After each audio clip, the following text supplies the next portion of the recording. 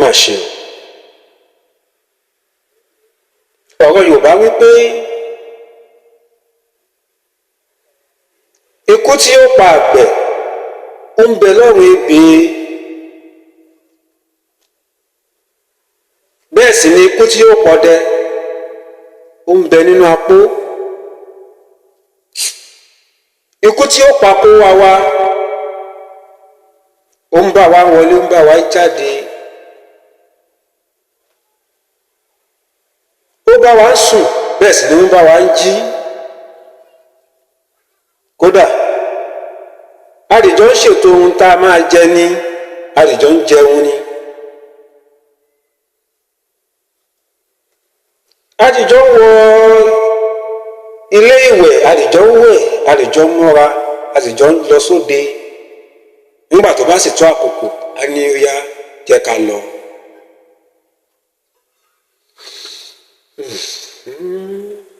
Àmọ́ àdúrà mi sọ́bọ̀ òkè ni pé ẹnì kọ̀ọ̀kan wa a ó dàgbà, a ó darúgbó, a ò ní fi ọjọ́ ọlọ́jọ́ lọ.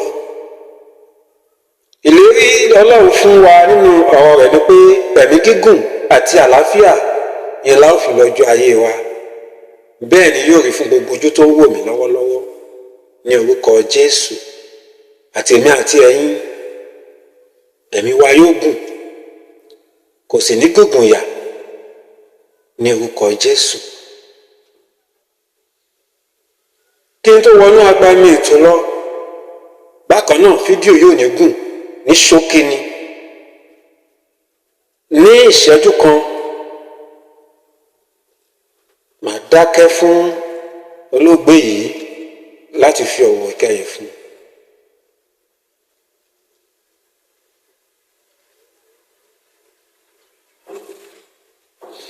Ẹ ṣé, ẹ káàbọ̀ padà.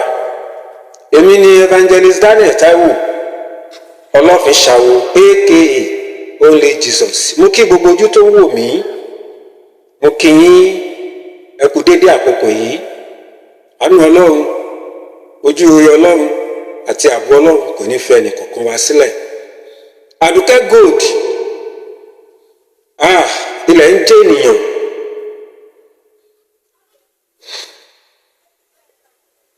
Ilẹ̀ ń jẹ́ ènìyàn. Ìràwọ̀ ńlá kan ló já ní orílẹ̀-èdè wa Nàìjíríà yìí. Tálẹ́ǹtì ńlá kan ló tún wọ káàlẹ̀ lọ. Gbogbo ẹ̀yin tí ẹ bá mọ Àdùkẹ́ Gold dáadáa, ẹ mọ̀ pé ògo ńlá kan ni. Àmọ́ ẹ jẹ́ ń ṣe báyìí pé kí n kọ́kọ́ kí gbogbo àwọn ẹbí Àdùkẹ́ Gold. Mo kí yín ẹ kú àtẹ̀mọ́ra. Ọlọ́run á tù yín nínú, Ọlọ́run á rọ̀ yín lọ́kàn. Gbogbo ìgbẹ́kẹ̀lé yín nínú Ọlọ́run lórí Àdùkẹ́ Gold, Ọlọ́run á dì fún yín. Ohun tá Àdùkẹ́ Gold fi sílẹ̀, Ọlọ́run ní jẹ́ ó bàjẹ́.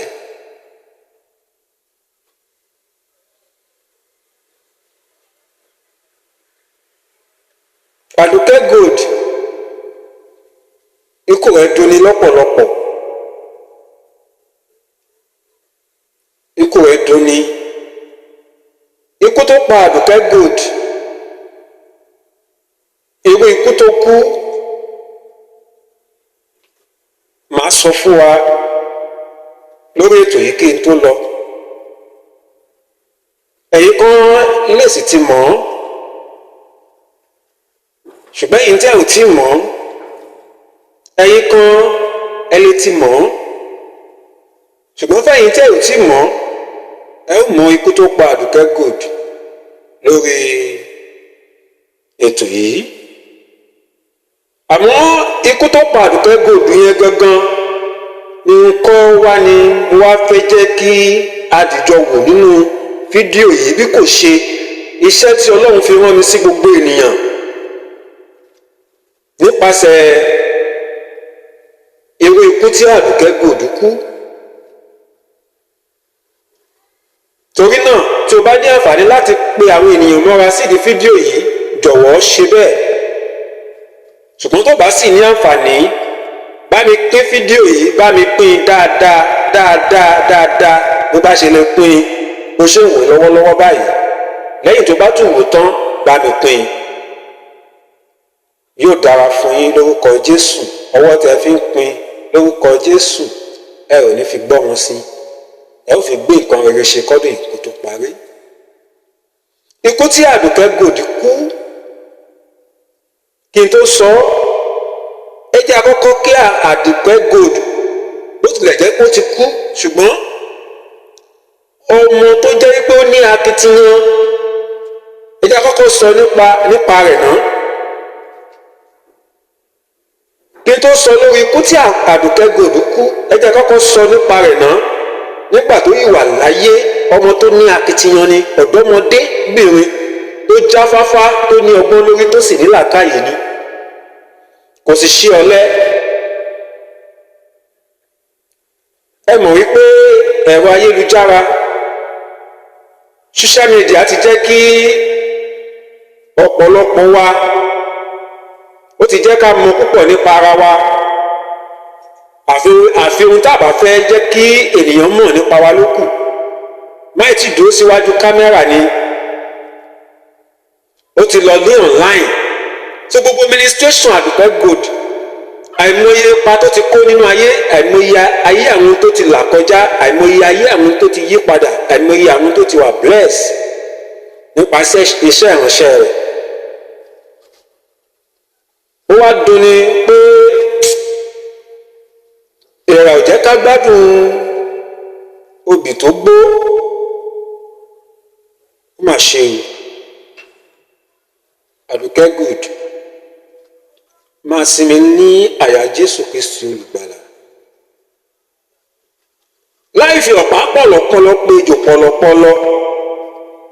Ikú tó pa Àdùkẹ́ Gold ní kíákíá, ẹ jẹ́ n yára sọ fún wa ohun tí ẹ̀mí Ọlọ́run ní kí n pe àkíyèsí ẹ̀yin kan sí.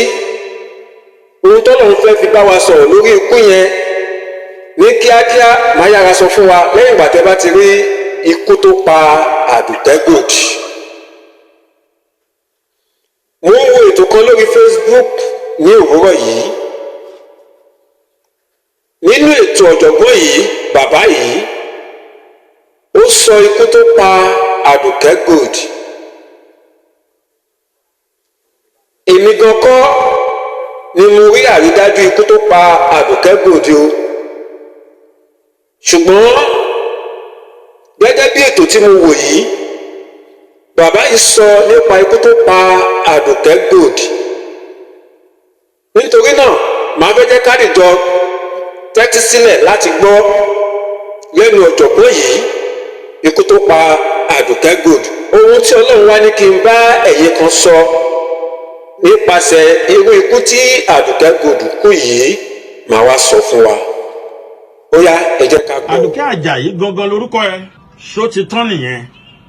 Ṣé gbogbo tálẹ̀ǹtì yẹn dẹ̀ lọ nìyẹn? Ṣé bẹ́ẹ̀ náà ló wá parí ìrìn àjò yìí sí? Àdà Àdùkẹ́ Pẹ́ńkẹ́lẹ́ ló ń jẹ́ tẹ́lẹ̀. Tọ́pẹ́ Àlàbí ló sọ di Àdùkẹ́ Gold pé wá jẹ́ Pẹ́ńkẹ́lẹ́ mọ́, máa di Gold. Ó kàwé scholarship ló fi kàwé. Ọpẹ́yẹmí Bámidélé ló fún scholarship lọ sí LASU. Ó ka history.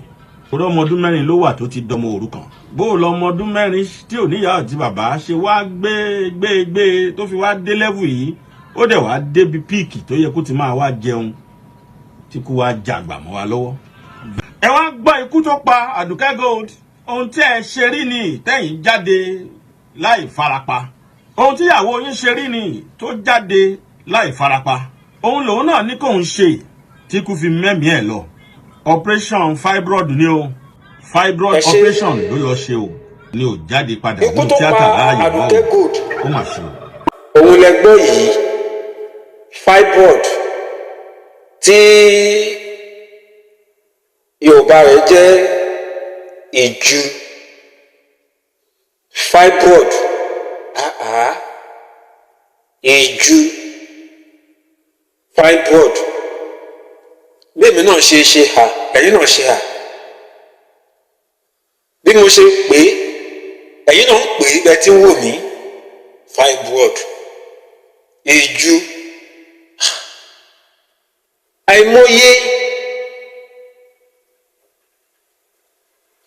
fibroid patients tí wọ́n ṣì wà láyé títí dòní lónìí lẹ́yìn operation tí wọ́n dẹ̀ ń gbé ayé ṣe rere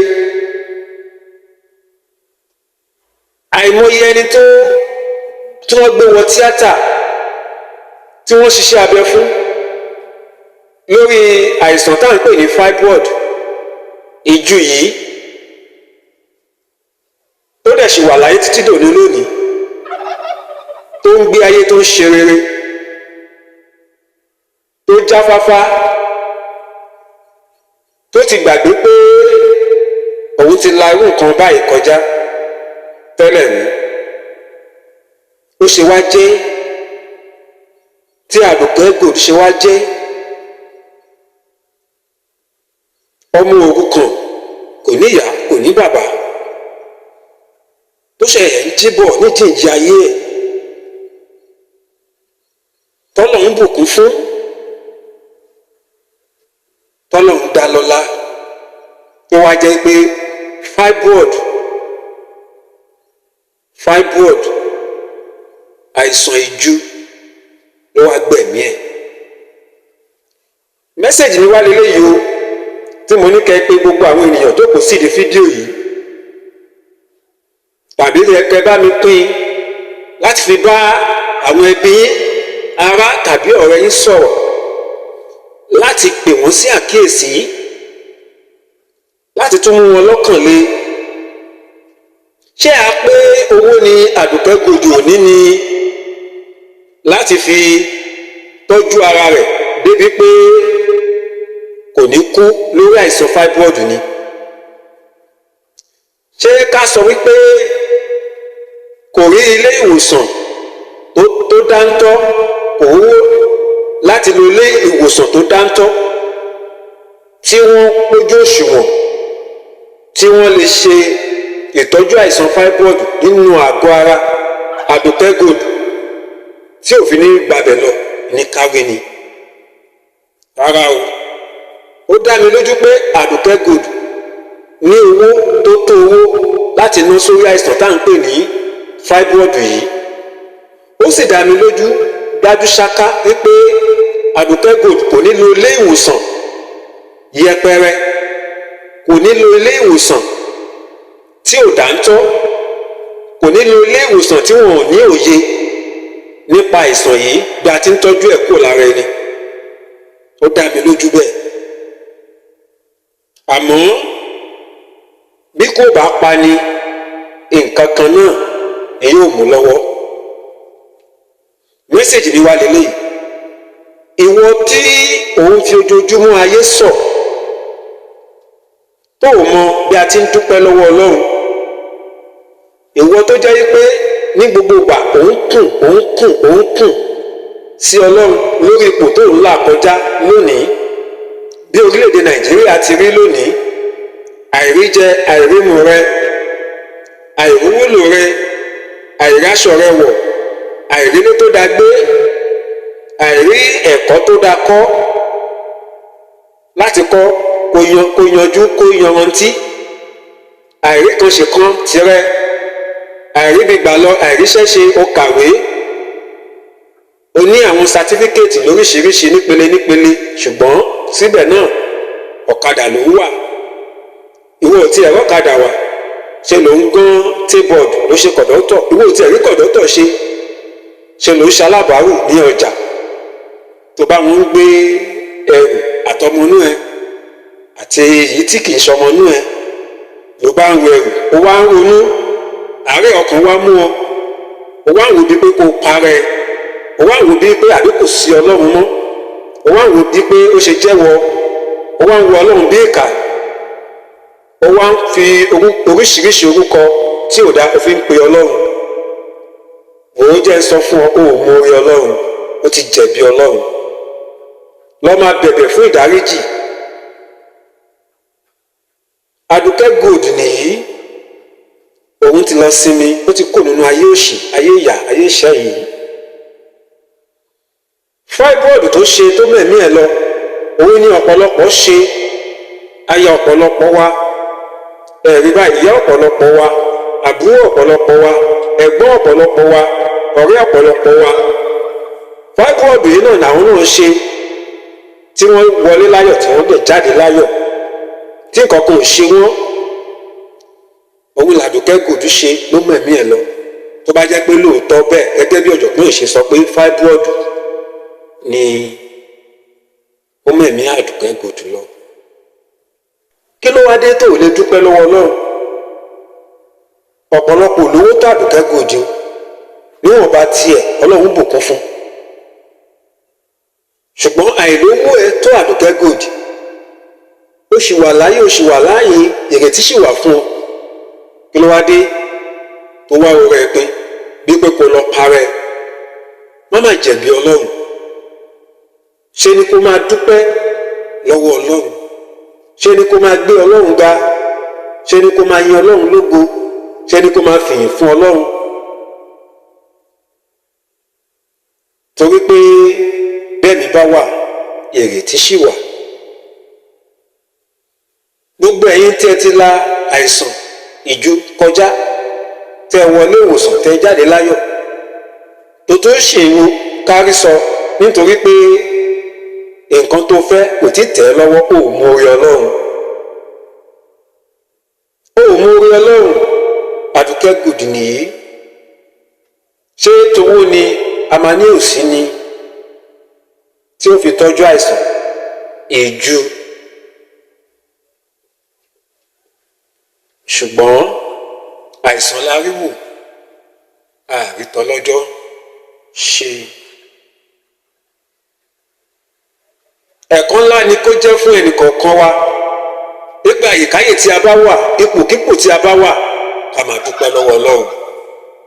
Ká máa gbé Ọlọ́run ga. Bá bá rí jẹ lónìí, ògo ni fún Ọlọ́run. Bá a sì rí jẹ lónìí, ògo ni fún Ọlọ́run. Bí a bá ráṣọ wọ̀, ògo ni fún Ọlọ́run. Bá a bá sì ráṣọ wọ̀, ògo ni fún Ọlọ́run. Ohunkóhun yòówù tá a lè máa là kọjá, ẹ jẹ́ ká mọ̀ dájú ṣáká pé síbẹ̀ a jẹ Ọlọ́run lọ́pẹ́. Bí ó ṣe sọ nínú ìwé Tẹsalóníkà kìíní orí 5 ẹsẹ̀ 18. Bákan náà ìwé Éfésù orí 5 ẹsẹ̀ 20. Torí nǹkan kan náà ni àwọn méjèèjì ń sọ níbẹ̀ yẹn pé ká máa dúpẹ́ nígbà gbogbo nínú gbogbo fún Ọlọ́run, nítorí pé eléyìí ni ìfẹ́ Bàbá nínú Jésù Kristi fún wa. Kò sóhunkóhun tó lè máa là kọjá, síbẹ̀síbẹ̀ ó sì jẹ Ọlọ́run lọ́pẹ́. Èyí ni mẹ́sẹ̀jì mi fún ọ láàárọ̀ yìí arákùnrin. Èyí ni mẹ́sẹ̀jì mi fún ọ láàárọ̀ yìí arábìnrin. Èyí ni mẹ́sẹ̀jì mi fún ọ láàárọ̀ yìí ìwọ ọ̀dọ́mọdé, ìwọ àgbàlagbà, gbogbo ojú tó ń wò mí pátápátá.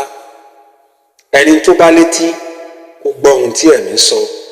Mo rò pé ní ọ̀nà kan tàbí òmíràn wàá ti rí wípé o jẹ̀bi Ọlọ́run, o ṣe Ọlọ́run. Lọ tọrọ fún ìdáríjì pé kí Ọlọ́run kó dáríjì ọ. Ipò tó wà yìí pé àìmọ̀kan ló ń ṣe ọ́, àyè ọpẹ́ yọ sílẹ̀ fún ọ. Máa dúpẹ́ lọ́wọ́ Ọlọ́run. Lẹ́ẹ̀kan sí mo gbàdúrà gbogbo ẹ̀yin ẹbí Àdùkẹ́ Gold, Ọlọ́run á tù yín nínú. Ògo tó wà nínú ayé Àdùkẹ́ Gold lórúkọ Jésù, Ọlọ́run á fi gbé yín dìde nínú ìdílé Àdùkẹ́ Gold. Ọlọ́run á wà pẹ̀lú yín. Gbogbo ohun tí Àdùkẹ́ Gold tó fi sílẹ̀ kò ní bàjẹ́. Àdùkẹ́ Gold máa sinmi láyà Jésù Olùgbàlà títí dọjọ́ àjíǹde tí gbogbo wa yóò pàdé. A fàyọ̀ pàdé ní ẹsẹ̀ Jésù Kristi. Ẹ ṣé. Èmi ni ọmọ yín Evangelist Daniel Taiwo Ọlọ́fin Ṣàwò aka Only Jesus. Àlàáfíà ni.